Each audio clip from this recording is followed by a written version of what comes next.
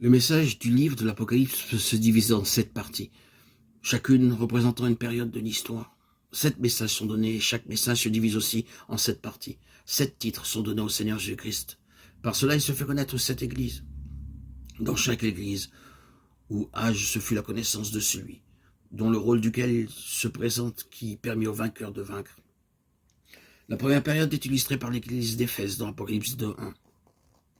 Parlant à l'ange de l'église d'Éphèse, Christ se présente comme celui qui tient les 7 étoiles dans sa main droite.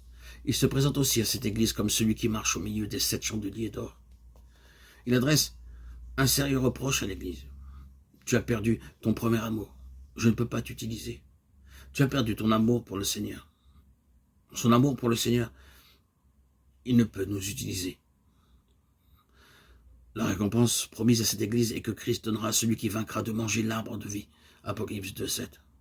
La récompense à la fidélité, à l'amour pour le Seigneur, c'est de manger de l'arbre de vie.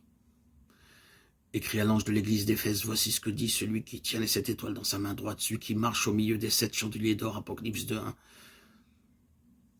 Ce livre de l'Apocalypse contient un message particulier pour les derniers jours, une bénédiction spéciale est promise à ceux qui écoutent et gardent les paroles de la prophétie, Apocalypse 22.7.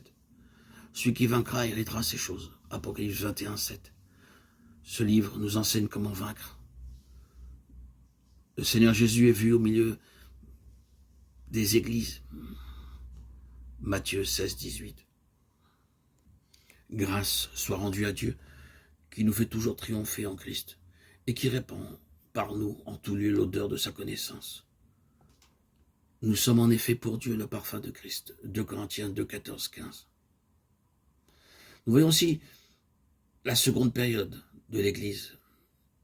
Elle concerne l'Église de Smyrne, Apocalypse 2.8. Le nom indique la souffrance. Nous sommes appelés à souffrir pour dégager un doux parfum. Le Seigneur leur dit, vous aurez une tribulation de 10 jours, sois fidèles jusqu'à la mort. Le nombre 10 parle de l'épreuve. Ceux qui supportent l'épreuve doivent recevoir la couronne de vie. Jacques 1.12. La promesse à la seconde église est que le vainqueur n'aura pas à souffrir la seconde mort. Apocalypse 2.11. Le Seigneur se présente à cette église comme le premier et le dernier, celui qui était mort et qui est revenu à la vie.